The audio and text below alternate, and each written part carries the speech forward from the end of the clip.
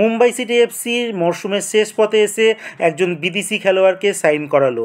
কোন বিদেশি খেলোয়াড়ের জায়গায় তাকে সাইন করালো তার ডিটেলে আমি তোমাদের বলবো, কিন্তু তার আগে প্রতিদিনের মতো বলবো খেলার আপডেট ভিডিও পাওয়ার জন্য আমাদের চ্যানেলটিকে সাবস্ক্রাইব করতে একদম ভুলো না। তো চলো শুরু করছি আজকের প্রথম খবর। আজকের প্রথম খবরটি বলবো রিলায়েন্স ফাউন্ডেশন ডেভেলপমেন্ট লিগে গতকালকে ডার্বি ম্যাচ হয়ে গেল, যেখানে ইস্ট বেঙ্গল টিমকে মোহনবাগান সুপার জায়েন্ট টিম তারা 5-1 গোলে হারিয়ে দিয়েছে। মোহনবাগান টিম এর আগের ম্যাচ উড়িষ্যার মতো টিমকে তারা 7-0 গোলে হারিয়ে দিয়েছিল, আর ডার্বি তো একটা দারুণ একটা উপভোগ্য ম্যাচ, তো সেই ম্যাচে তারা 5 গোলে হারিয়ে দেয় ইস্ট বেঙ্গল টিমকে। এর আগে বড়দের লিগেও দেখতে পেয়েছিলাম 3-1 গোলে ইস্ট বেঙ্গলকে হারিয়ে দিচ্ছিল মোহনবাগান, এবার জুনিয়রদেরও কিন্তু সেম একই 5-1 গোলের ব্যবধানে হারিয়ে দিল। আর এই ম্যাচ জয় নিয়ে কিন্তু মোহনবাগান টিম একটা ভালো পজিশানে পৌঁছে গেল। তো বলে রাখি এখনও কিন্তু অনেক ম্যাচ বাকি আছে, তো আলটিমেট শেষ অবধি দেখা যাক এই গ্রুপ থেকে কোন দুটো টিম পরের রাউন্ডে যায়।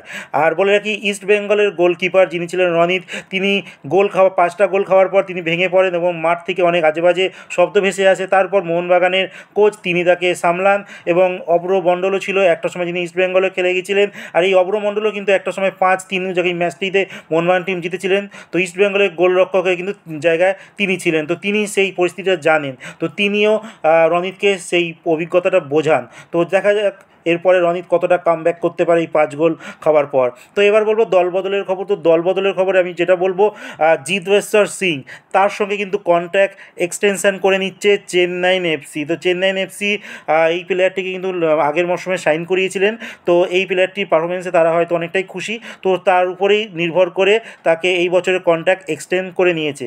এবার আমি যেটা বলবো সেটা ইস্ট বেঙ্গলকে টিম। ইস্ট বেঙ্গল আই লিগের শ্রীনিধি ডেকান এফসি তাদের একজন খেলোয়াড় জগদীপ সিং তার সঙ্গে কথাবার্তা চালাচ্ছেন। যদি কথাবার্তা ঠিক জায়গায় থাকে তাহলে হয়তো পরের মরশুমে এই আই লিগের খেলোয়াড়কে ইস্ট বেঙ্গল টিমে আমরা দেখতে পারি।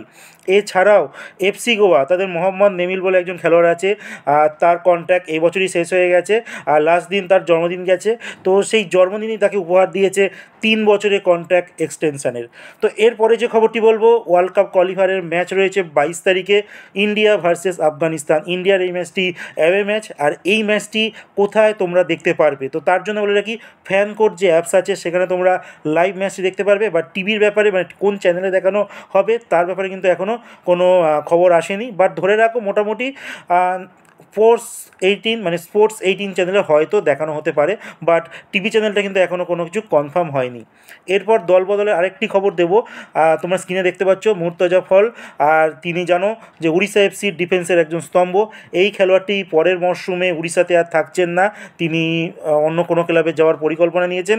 কারণ হিসেবে তিনি ব্যাখ্যা করেছেন তিনি এই বছর উড়িষ্যা এফসিতে ঠিকঠাক টাইম পাননি, আর এই খেলোয়াড়টির সঙ্গে কিন্তু উড়িষ্যার চুক্তি আছে 2025 অবধি। আর জানো এই প্লেয়ারটি যদি উড়িষ্যা থেকে বেরিয়ে যায় এই খেলোয়াড়টির উপর অনেক ক্লাবের নজর পড়ে যাবে, কারণ তিনি যে মাপের একজন ডিফেন্স আগলে রাখেন, তো সেই দিক থেকে দেখতে গেলে তো এই খেলোয়াড়টি যদি উড়িষ্যা ছেড়ে দেয় তার উপরে অনেক খেলোয়াড় কিন্তু অনেক ক্লাব লাফিয়ে পড়বে তাকে নেবার জন্য। ইস্ট বেঙ্গলও হতে পারে বা মোহামেডান স্পোর্টিং নেক্সট ইয়ার আশা করা হচ্ছে তারা আই লিগ এবছর জিতে পরের বছর আইএসএল খেলবে, তো তারাও কিন্তু এই খেলোয়াড়টিকে নিতে পারে। এছাড়াও উড়িষ্যা এফসি আরেকজন সেন্ট্রাল ব্যাক খেলোয়াড় কার্লোস দেলগাডো, তিনিও এবছর হয়তো তার লাস্ট হতে চলেছে উড়িষ্যা এফসিতে, তিনিও হয়তো এই বছর পরের বছর তিনি উড়িষ্যাতে নাও থাকতে পারেন।